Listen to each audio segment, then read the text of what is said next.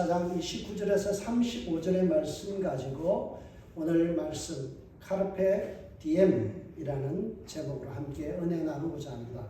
여러분, 우리나라 대한민국의 국보가 여러 가지가 있는데 180호가 뭘까요? 180호가 세한도라는 그림입니다.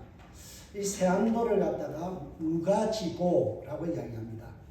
감히 가격을 매길 수 없는 가치라는 뜻으로 무가지보라고 하죠. 왜 이것이 그렇게 가치가 있느냐 하면, 여러분, 글씨체가 일단은 우리가 잘 아는 추사 김정희가 쓴 글이고요. 그리고 그림도 추사 김정희가 그린 그림입니다. 여러분, 우리나라의 최고의 글씨하면 추사체 김정희라고 이야기할 수 있죠. 여기에 보면 무려 길이가 14m입니다. 이게 요약본으로만 나와 있는데요. 여기에는 김정희가 그린 그림이 있고, 또 여기에 대한 글에 대한 내용이, 이 논어에 대한 글이 기록되어 있고, 그리고 부차적으로 여기에 대한 감상을 담은 평가들이 쭉 기록되어 있는 것이 이 세한도라는 작품입니다. 여기에 보면, 그림으로 보면 소나무 한 그루에 잣나무 세 그루가 그려져 있고, 그리고 한 집 한 채가 그려져 있습니다. 그리고 이 글 속에는 어떤 내용이 있는가 하면 이런 내용이 있어요. 논어의 장편에 나오는 이 내용입니다. 세한연우 지성백지 구조라는 말이 있습니다. 이 말을 가장 좋아했던 사람이 있습니다. 그 사람이 우리가 잘 아는 독립운동가 안중근 선생님이 이것을 참 좋아했던 내용입니다. 저도 이 뜻을 알고 나서 참 마음에 와 닿습니다. 여러분, 이 논어에 있는 이 내용이 뭘까요? 그것은 날이 추워져 다른 나무들이 다 시들은 후에야 소나무와 잣나무의 푸르름을 알게 된다라는 거예요. 평소에는 다 같이 모여도, 다 푸릇푸릇해 보여도 새한 찬 겨울이 되면 그때는 다른 나무들은 다 낙엽이 떨어지지만 이 소나무와 잣나무는 여전히 푸르르다라는 거예요. 여러분, 이것이 우리에게 주는 시사점이 있습니다. 다 같아 보여요. 매일 예배 드리고요. 신앙생활하고요. 여기 앉아서 같이 신앙생활하면서 살아가지만 정작 고난이 오고 역경이 왔을 때 그 사람의 탁월함, 그 사람의 신앙의 깊이, 그리고 그 사람이 하나님을 얼마나 사랑하는지가 드러난다라는 거죠. 그래서 저는 우리 교회에 저것을 하나 모조품이라도 사다가 나중에 좀 걸어놓고 싶다라는 생각이 들어요. 여러분, 평소에는 똑같아요. 믿는 것 같아요. 신앙 있는 것 같아요. 훌륭한 것 같아요. 그러나 막상 내 삶에 고난이 찾아오고 어려움이 없을 때 나는 여전히 신앙이 푸르를 수 있는가라는 겁니다. 우리 신앙은 늘 고난의 연속입니다. 고난 없는 날이 없죠. 우리가 잘 알다시피 여러분, 성경은 이렇게 이야기합니다. 성도의 삶은 불시험을 당하는 것 같다. 베드로전서 4장 12절에 보면 사랑하는 자들아 너희를 시련하고 오는 불시험을 이상한 일 당하는 것으로 여기지 말라라고 성경은 이야기합니다. 여러분, 그리스도의 삶은요, 매일마다 정말 painful, 굉장히 고통스러워요. 왜 고통스럽니까? 세상 사람들은 내 마음대로 살아도 하나도 양심에 끓이김이 없어요. 화내고 싶으면 화내고요. 싸우고 싶으면 싸우고, 욕하고 싶으면 욕해요. 그런데 우리는 어떻게 살아야 돼요? 하나님의 성령을 받았기 때문에 우리는 그렇게 살 수 없는 거예요. 마음에 언짢은 마음이 있어 어떻게 해야 될까요? 용서하고 사랑하면 살아야 돼요. 그게 얼마나 고통스러운지 여러분들 매일마다 경험할 거예요. 그리스도인의 삶은요, 불시험이에요. 작게는 이러한 갈등이 있지만 세상에 나가면 신앙 지킨다는 것이 결코 쉽지 않습니다. 오늘 본문의 29절에도요, 어떻게 하면 그날 환난 후에라는 말씀으로 시작합니다. 오늘 본문의 시작은요, 환난이라는 단어가 있습니다. 우리의 삶에 환난이 초래한다는 거예요. 여러분, 매일마다 우리가 살아가는 날들이 환난의 연속이죠. 예수 믿는 것이 만만하지 않습니다. 세상이 결코 쉽지 않습니다. 세상에 살아가는 하루하루가 버겁기 짝이 없고요. 때로는 돌아서서 눈물 흘릴 때가 참 많이 있습니다. 때로는 하나님을 향하여 하나님 왜 이러십니까? 나에게 왜 이러십니까? 내가 감당하기 너무 힘들어요. 이런 투정이 쏟아져 나올 때가 있습니다. 예수 믿기 때문에 손해봐야 되고 예수 믿기 때문에 저주해야 되는 하루하루의 삶이 우리에게 결코 만만하지 않죠. 그래서 오늘 이야기를 불시험이다. 여러분 불에 손을 대어본 적 있습니까? 굉장히 쓰라리가 아파요. 저는 주일학교 때 동네 형님이 옛날에 시골 교회는 난로가 장작나무를 때는 난로가 있었어요. 불집게를 이렇게 집어넣는데 그걸 가지고 그냥 아무 생각 없이 제 발에다 탁 대었어요. 그 고기 굽는 냄새가 확 나더라고요. 근데 지금까지도 그 흉터가 있어요. 굉장히 쓰라리고 한 몇 년 동안 고생했던 것 같아요. 여러분 그만큼 painful, 고통스럽다라는 거예요. 그런데 이 고통이 단기적이면 참 견딜만 하죠. 며칠이면 견딜만 하죠. 그런데 오늘 성경은 이렇게 이야기합니다. 그 날들, those days, 그날 환난 후에라고 되어 있죠. 근데 정확하게 보면요, 영어로 보면 those days. 무슨 말이에요? 그 날들이라는 거예요. 그리고 22절에도 그날으로 번역되어 있지만 동일하게 그 날들이라고 영어 성경에도 그렇게 되어 있을 거예요. 원어에도 그렇게 되어 있습니다. 특별한 한 날 내게 고통받는 것, 하루 잠시 내가 고통스러운 것, 이거는 우리가 견딜만 하지만 여러 날 동안 아주 긴 시간 동안 매일매일 살아가는 것이 고통스럽다 하면요 참 견디기 힘들어요. 근데 성경에 보면 그 날들이라는 이 기간이 얼마나 될까요? 정확히 말하면 예수님이 성천하신 날로부터 시작해서 예수님이 재림하는 그 순간까지 지금으로 따지자면 2000년 동안이 그 날들이라는 거예요. 예수님 성천하시고 지금까지 매일매일 기독교는 박해를 받아왔어요. 초대교회를 보세요. 성경을 보세요. 사도행전을 보세요. 얼마나 고통스러워요. 때로는 매를 맞기도 하고 감옥에 들어가기도 하고요. 12사도 중에서 결국에는 11명의 사도가 어떻게 순교를 당해요. 베드로는 거꾸로 십자가를 지는 고통을 겪어야 되고요. 때로는 어떤 사람은 세례요한 같은 경우는 목이 쳐서 죽는 이 고통을 받았죠. 2000년 동안 수많은 교회들은요 핍박을 당해왔습니다. 여러분 저희들이 아는 콥틱교회라고 있어요. 아프리카 가면 이집트에 가면 콥틱인들이 있어요. 콥틱 기독교인들에 보면 여기에 정맥에다가 문신을 놔요. 어렸을 때. 이것을 지울 수가 없어요. 그래서 예수 믿는 사람이라는 게 된 번 드러나요. 콥틱인들은요 참 이집트에서 많은 순교를 당합니다. 무슬림들에게 너무나 많이 순교당해요. 근데 제가 놀랐던 거는요, 그 이집트에 갔을 때 마가 기념교회를 갔어요. 마가가 세운 교회. 제가 마가를 참 좋아하거든요. 마가복음 전공이라서 또 마가를 좋아하는데 마가 교회에 갔는데 벽면에 순교자들이 이름이 빼곡히 적혔어요. 한 면 전부 다. 지금까지 신앙 때문에 죽은 사람들 이름이 쫙 1세기 때부터 지금까지 이름이 다 있어요. 그것을 보면서 눈물이 왈칵 쏟아져요. 2000년의 역사가 기독교의 역사는 피해 역사입니다. 순교의 역사예요. 우리 한국 기독교도요. 얼마나 많은 사람들이 죽었나요? 이 2000년의 기독교의 역사 속에 우리는 고통과 환난을 당했다는 거예요. 자, 오늘 29절의 말씀을 보면요. 앞뒤 문맥이 사실은 잘 맞아 들어가지 않아요. 그날 후에 예수님이 성천하신 후에 어떤 일이 일어나야 정상이에요? 29절 보세요. 그날 후에 즉시 해가 어두워지며 달이 빛을 내지 아니하며 별들이 하늘에서 떨어지며 하늘의 권능이 흔들리리라. 그러면 이 말씀대로라면 AD 70년에 성전이 파괴됨과 동시에 대환란, 우주의 대환란이 일어나야 되는데 2000년 동안 이런 일이 일어났나요? 안 일어났나요? 일어나지를 않았어요.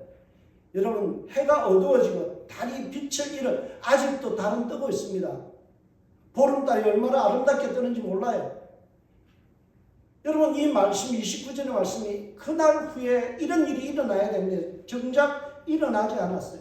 달빛이 여전히 빛나고 있고요. 별들도 떨어진 일이 없어요. 그렇다면 성경이 틀린 것인가요? 여러분 성경이 잘못된 것인가요? 아닙니다. 성경을 문자대로 해석하면 굉장한 오해를 갖게 됩니다. 예를 들어서 제가 하나 보여드리겠습니다. 마태복음 1장 17절을 봅시다. 그런즉 모든 대수가 아브라함부터 다윗까지 14대요. 다윗부터 바벨론으로 사로잡혀갈 때까지 14대요. 바벨론으로 사로잡힌 간 후로부터 그리스도까지가 몇 대라고요? 14대. 그러면 총 몇 대가 되어야 돼요? 42대가 되어야 돼요. 맞아요? 틀려요? 여러분 그런데 마태복음 1장을 쭉 읽어보면 어떤 문제를 발견해요? 42명이 아니라 41명의 이름만 나와요. 성경은 분명히 42대를 이야기하는데 성경에 나오는 이름은 41대, 41명만 나와요. 그리고 성경 구약을 찾아보면요. 요람과 우시아 사이에 아하스, 요아스, 아마시아라는 이름이 오늘 성경 마태복음 1장에는 안 나와요. 그러니까 요람 다음에 아하시아, 요시아, 아마시아 그리고 우시아로 넘어가야 되는데 마태복음 1장은 요람에서 바로 우시아로 넘어가 버렸어요. 그러니까 어때요? 성경을 문자 그대로 보면 오해가 생긴다는 거예요. 왜 그러면 14대라는 말을 했을까요? 그것은 다윗의 혈통, 마태복음은 뭘 이야기해요? 왕으로 오신 이 메시아, 왕이신 예수님을 강조하기 때문에 왕하면 누구예요? 다윗 왕, 이것을 강조해야 돼요. 다윗이라는 데이빗이라는 이 히브리어가 세 글자로 되어 있어요. 달렛, 바브, 달렛라. 근데 우리는 숫자가 1, 2, 3, 4가 있지만은 유대인들은 알레페스, 기메, 달레, 해, 바브사 하는 이 ABC라는 이 숫자에 따라서 A 하면 1이에요. B 하면 2가 되고요. 그러니까 아라비아 숫자가 없이 이 모든 숫자들은 뭐가 있어요? 특정한 숫자의 값이 있는 거예요. 이것을 합산하면 다윗을 합산하면 숫자가 뭐가 돼요? 14가 돼요. 4 플러스 6 플러스 4가 되니까 어때요? 14가 되는 거예요.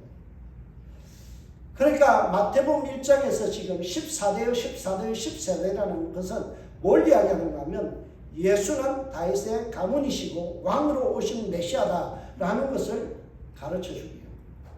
이것을 뭐라고 이야기하냐면 게마트리아라고 이야기합니다.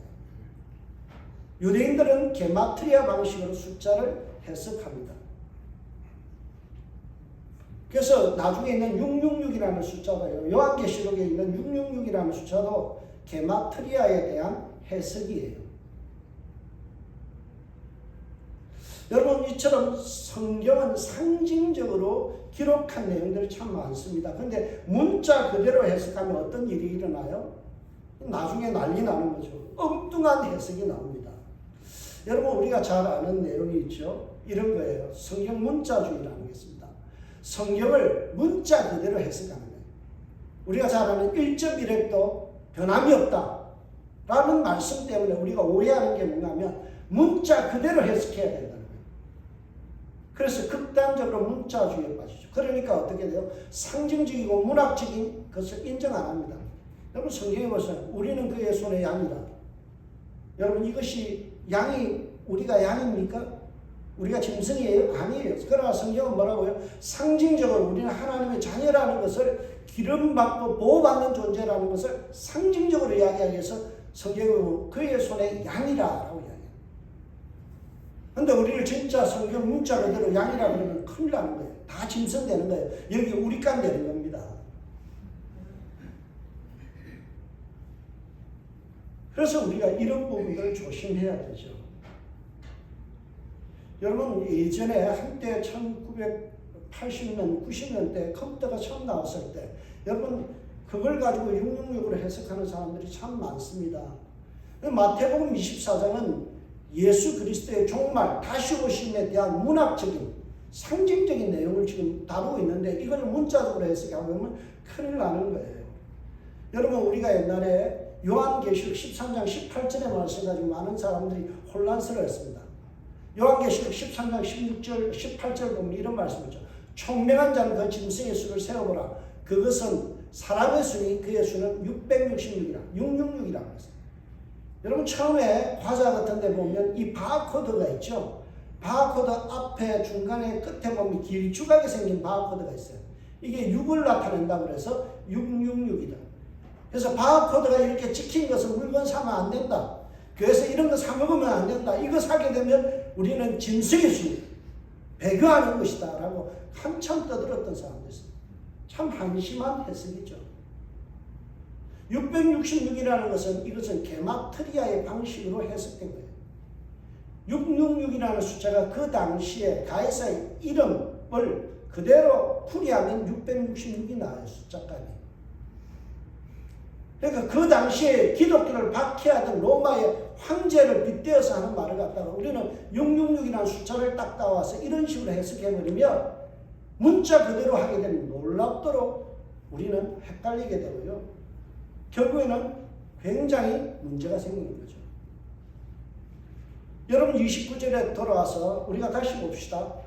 오늘 보면 즉시 놀라운 우주의 대환란이 일어난다라고 했는데 때로는 이민디언트리라고 번역된다고 했지만 어떤 성경은 쇼트리라고 되어 있어요. 짧게 잠깐 후에 제가 볼 때는 잠깐 후라고 번역하는 것이 타당하다. 잠깐 후에. 여러분 잠깐이라는 이 것을 우리가 시간적으로 계산할 때는 잠깐 하면 1분, 5분 이렇게 생각하지만 성경은 뭐라고 이야기해요? 잠깐이라는 것을 우리가 잘 아는 베드로전서 후서 3장 8절에 보세요. 하나님의 관점에서는 크로니컬, 시간대라는 시간의 개념이 의미가 없어요. 사랑하는 자들아 주께서 하루가 천년 같고 천년이 하루 같은 이 한 가지를 잊지 말라 그러죠. 천년이 뭐라고요? 밤의 한 경점 같다는 거예요. 성경은. 경점 해봐야 15분이에요. 15분.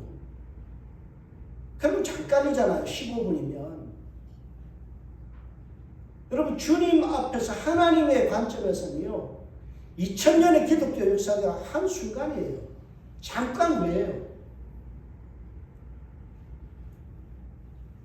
그래서 우리는 이 잠깐 후에 어떤 일이 일어난다고요? 예수님 재림하실 때 29절 후반절의 일들이 일어나는 거죠. 여러분 우리가 잘 아는 다니엘서에 보면 요한계시록과 일치되는 내용이 나요. 거기 보면 어떤 내용이 나는가 하면 요한계시록과 마찬가지로 종말에 일어날 이야기를 해요. 근데 다니엘이 언제적 사람입니까? 예수님 오기 600년 전의 사람이에요. BC 600년에 예수님 다니엘을 통해 하나님이 주신 종말, 아직도 일어나지 않는 종말의 이야기를 지금 하고 있어요. 여러분 다니엘에게 참 쓸데없는 일을 하는 것 같잖아요. 왜요? 당대에 일어나지 않는 일이에요. 자식 때에도 일어나지 않았고 10대손 후에 20대손 후에도 일어나지 않을 일을 다니엘에게 이야기했어요. 언제 일어날 일을? 아직도 일어나지 않는 미래의 일을 지금 2000년이 돼도 2025년이 돼도 일어나지 않는 이 일을 600년, BC 600년에 다니엘에게 하나님이 보여주신 거예요. 왜요? 하나님 보시기에는요, 이 2500년의 긴 세월도 잠깐인 거예요. 잠깐인 거예요. 그래서 28절에서 29절, 특히 29절에서 잠깐 후에 라는 말씀과 29절 후에 나오는 별이 떨어지고 해가 어두워지는 일들은요, 그것은 인터벌이 굉장히 긴 시간이죠. 그러니까 예수님 시대에서 갑자기 종말로 점프하는 게 29절에서 그냥 한 절에서 설명이 되는 거예요. 분명히 예수님은 재림하십니다. 예수님은 분명히 재림하셔요. 언제 재림하세요? 장차 어느 순간에 오시죠. 예수님께서 재림하시는 순간 어떤 일이 일어나요? 해가 어두워지며 달이 빛을 내지 아니하며 별들이 하늘에서 떨어지며 하늘의 권능이 흔들리는 일들이 정말 대우주에 지진이 일어나고 혼동이 일어나는 놀라운 부분이 일어나죠. 그리고 29절의 말씀이 원래 이 말씀은 이사야 13장과 34장 그리고 에스겔 37장에 나오는 말씀을 인용한 거예요. 29절의 이 표현은요, 어떤 내용이냐면 심판주로서 예수님 오신다는 거예요. 심판하신 주님으로 오신다는 거예요. 여러분, 예수님 재림하시면 분명히 오셔서 뭐 한다고요? 한 사람 한 사람에 대한 심판을 하세요. 우리는 이미 예수 믿었기 때문에 지옥 갈 일은 없어요. 그러나 어떤 심판이 있어요? 우리에게 행위에 따른 상급의 심판이 분명히 있다는 거예요. 믿지 않는 자에게는 지옥의 심판이 예비되어 있고, 믿는 자에게는 그가 이 세상에서 살아온 행위에 따라서 심판하신다는 사실이에요. 그 일이 반드시 일어난다라는 거예요. 그래서 우리는 어떤 신앙을 매일마다 살아야 돼요? 마라나타, 마라나타. 마라나타라는 이 말은요, 마라나타라고 되어 있습니다. 마라나타. 이 말은요, 어떤 뜻인가 하면, 우리 주여 오시옵소서라는 뜻도 되고요, 주께서 임하시느니라, Our Lord has come 이라는 뜻이에요. 여러분, 초대교회 성도님들은 항상 인사를 뭘로 했어요? 바로 마라나타, 주님 오십니다. 내가 주님 앞에 심판대 앞에서 섰을 때 떳떳할지 하루하루 우리 점검하면서 삽시다. 주님 맞이는 준비되어 있나요? 주님 보시기에 부끄럽지 않은 영으로 서 있느냐? 이것을 서로가 인사말로 주고받았어요. 여러분, 우리 옆에 있는 사람들 한번 인사합시다. 마라나타. 그렇습니다. 주님 오실 것 항상 준비하고 살아야 돼요. 저는 성결교회 목사입니다. 우리 성결교회는요, 사중복음이라는 게 있어요. 사중복음이 뭔가 하면 전도 표제예요. 전도할 때 이 네 가지를 꼭 강조해라. 첫 번째, 중생, 리제너레이션. 왜요? 우리가 거듭나야 되는 거예요. 예수 믿고 변화되어야 돼요. 예수 믿으면 우리 안에 성령이 들어오셔 우리를 중생케 하며 거듭나게 하는 일들이다. 두 번째 뭐예요? 성결. 여러분, 거듭난 것을 끝난 게 아니에요. 우리는 뭘 해야 돼요? 성결한 삶을 살아야 돼요. 거룩한 삶으로 나아가야 돼요. 그리고 신유, 영육간에 치유받아야 돼요. 마음이 병든 자들 있어요. 삐뚤어진 자들 있어요. 그것도 다 병이에요. 미워하는 사람, 그거 병이에요. 그거 치유받아야 돼요. 여러분, 신앙 맞은 성격이 성령 안에서 변화되기를 주님으로 축복합니다.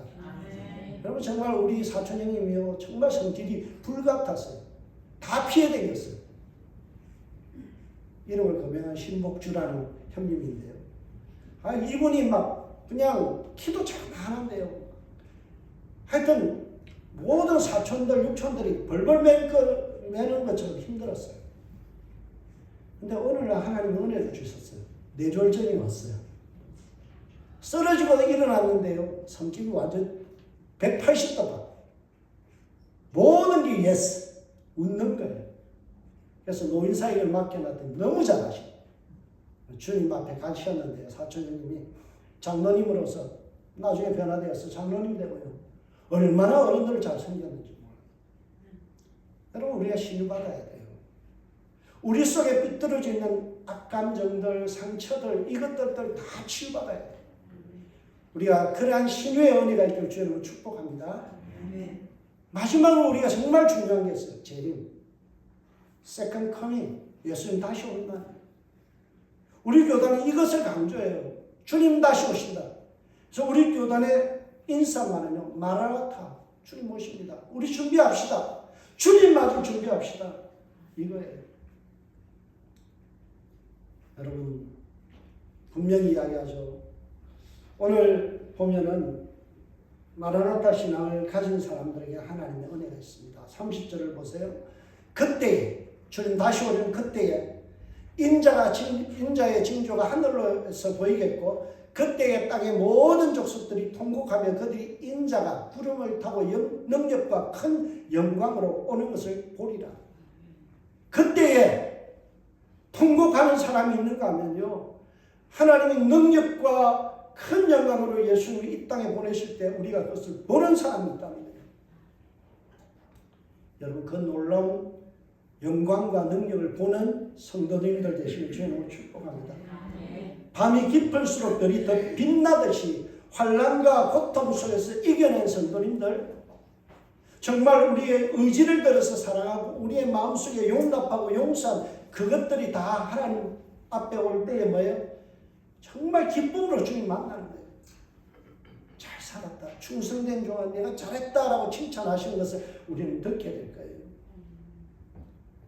30절의 내용, 온 우주를 통치하시는 주님, 인자이신 예수님께서 다시 오실 때, 구름 타고 오실 때 이 땅에서 정말 환난 가운데서도 믿음을 잘 지킨 성도들은 어때요? 재림 후에 우리는 놀라운 은혜를 받게 돼요. 31절 말씀 제가 읽어드립니다. 그가 큰 나팔 소리와 함께 천사들을 보내리니 그들이 그의 택하신 자들을 하늘 이 끝에서 저 끝까지 사방에서 모으리라.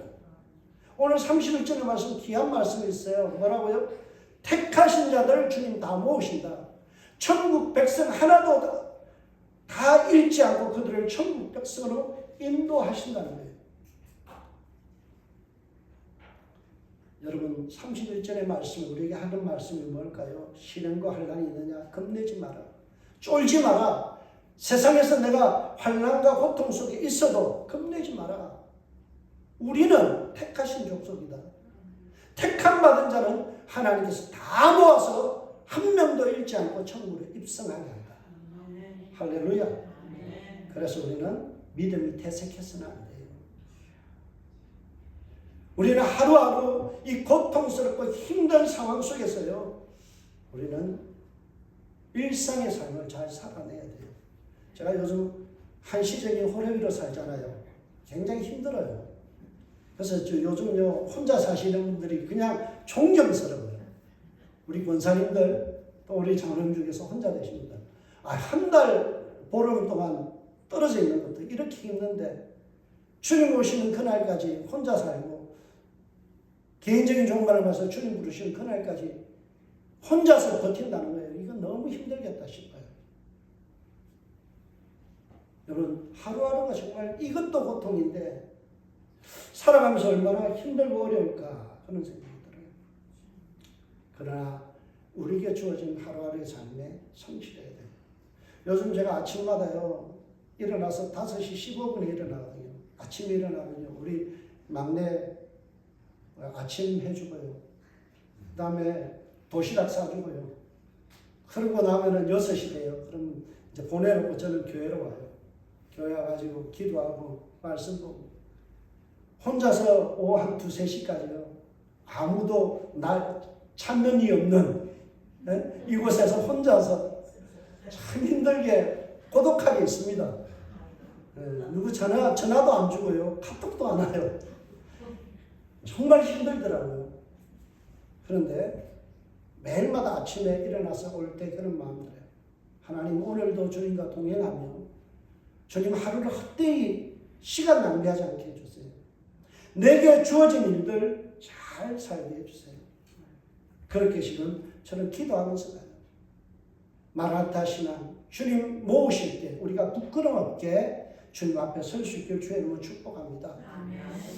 여러분, 제가 여러분들 이 사진을 소개합니다. 제가 중국 용정에 가서 선교하다가요, 제가 아마 이때가 한 40대 초반 정도 될 것 같은데, 그때 윤동주가 나온 학교를 갔어요.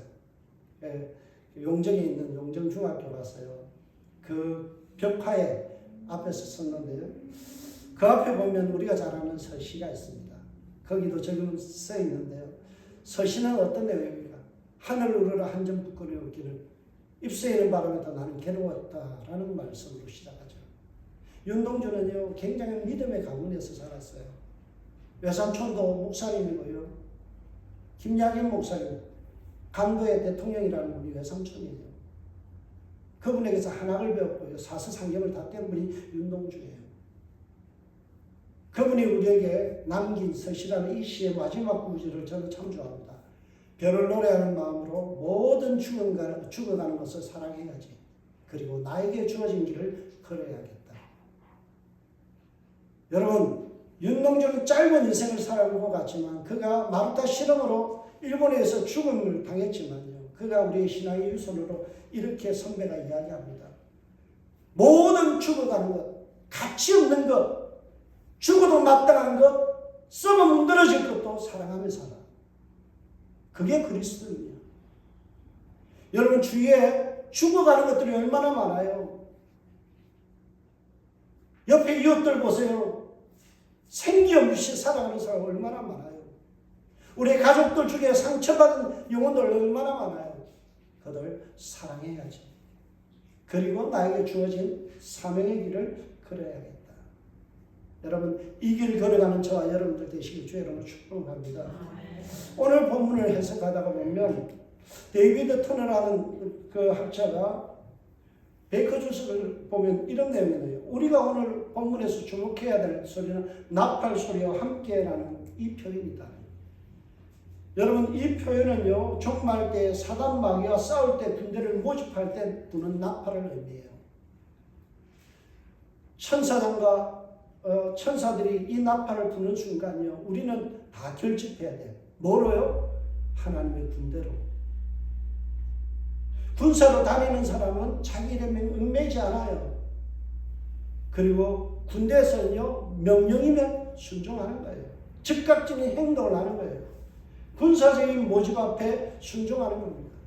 오늘 나팔 소리와 함께라는 이 말은 성도는 항상 하루하루 깨어있고 하나님의 군대로서 준비되어야 되고 영적 전쟁에서 승리할 수 있도록 준비하며 살아야 된다는 거예요. 그래서 우리는 잘 살아야 됩니다. 깨어있어야 됩니다. 잠들지 말아야 돼요. 여러분, 우리는 하루를 잘 살아야 될 책임이 있습니다. 그래서 AD 600년에 그 스페인 세비야의 주교였던 이시도르라는 사람이 남긴 유명한 말을 제가 전해드립니다. 내일 죽을 것처럼 오늘을 살아라. 내일 죽을 것 같이 오늘을 살아라. 여러분, 내일 죽는다면 오늘 어떻게 살까요? 나 몰라 이렇게 살까요? 아니, 최선을 다하겠죠.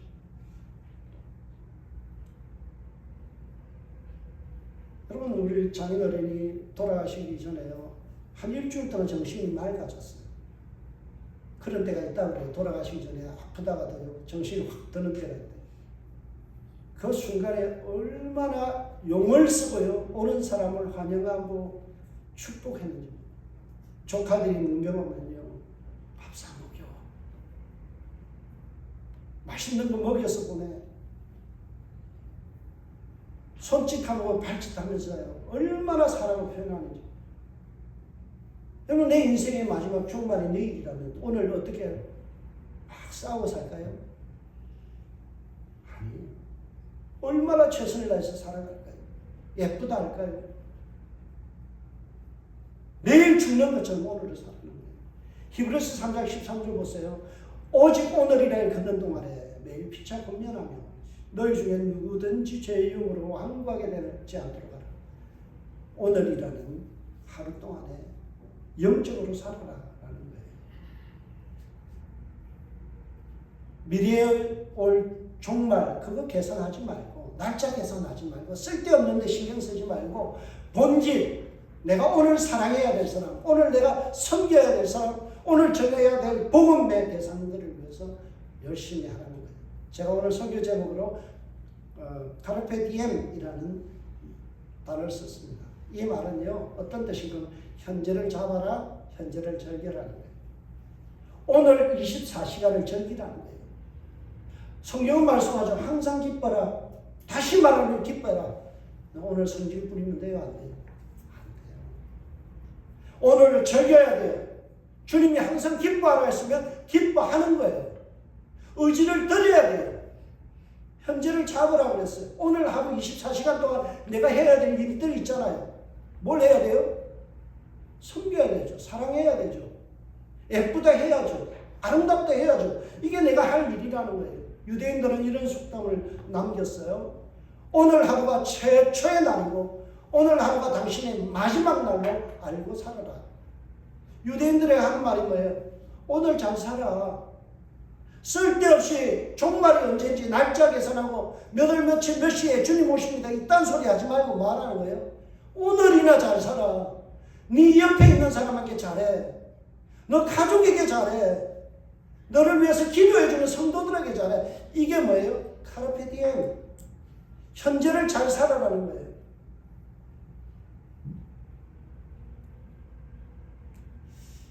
그래서 오늘 우리에게 하시는 말씀이 뭐예요? 무화과 나무의 비유를 배워라. 여러분 32절에서 35절에 있는 무화과 나무 비유는 뭐예요? 무화과 나무의 비유는 딱 하나예요. 너희들이 통찰력을 가져라. 통찰력을 가져라. 무화과 나무는 무화과 꽃이 없이 열매가 맺힌다는 거예요. 꽃이 있으면 어때요? 열매가 맺히거나 감을 잡잖아요. 그런데 이 무화과는요, 꽃이 안 피고 열매부터 맺어요. 그러니까 사람들이 때를 놓치는 거예요. 그래서 성경이 뭐라고 이야기해요?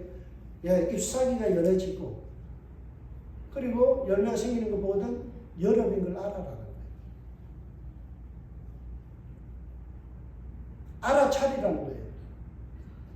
여름이 왔음을 좀 알아라. 33절은 이와 같이 너희도 이 모든 일을 보거든 인자가 가까이 곧 문 앞에 이런 것을 알아차려라.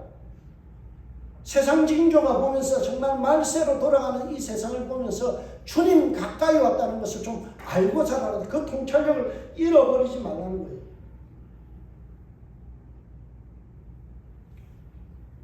오늘 성경은 말씀합니다. 영적 긴장함을 늦추지 말아라. 내가 진실로 너희에게 이르노니 이 세대가 지나가기 전에 이 일이 다 이루어지리라. 무슨 말씀이에요? 문자 그대로 하면 틀린 말씀이지만 이 말씀에 속히 오겠다. 그만큼 긴박함을 가지고 살아가는 거죠.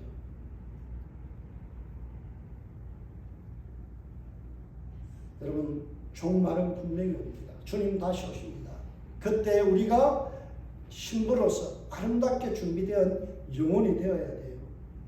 그래서 우리가 매일마다 말씀 붙들고 하루를 잘 살아야 돼요. 말씀 붙들고. 그래서 35절에 보면 천지는 없어지겠지만 내 말은 없어지지 아니라. 이 말씀 뭐예요? 진리 대신 말씀 붙들고 승리하라는 거예요. 흔들리지 말고 좌우로 흔들리지 말고 말씀 붙들고 하루하루 성실하게 살면 된다는 거예요. 여러분, 우리가 해야 될 일은 뭐예요? 공연히 쓸데없는 날짜 계산하고 요한계시록 666이냐 이런 거 따지지 마세요. 본질이 아니에요. 진짜 본질은 뭐예요? 예수님이 우리에게 말씀하신 지상명령이 뭐예요? 가서 복음 전해라는 거예요. 오늘도 내 옆에 있는 영혼에게 복음 전하고요.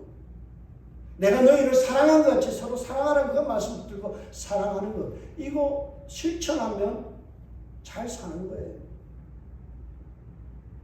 주님 재림하실 것을 기대하며 마라나타. 오늘도 주님 기대하면서 하루하루를 여러분 전도하며 영혼 사랑하며 섬기며 살아가는 저와 여러분들 되시길 주님으로 축복합니다. 기도하겠습니다. 하나님 감사합니다. 귀한 말씀 붙들고 우리가 실험하며 소화합니다.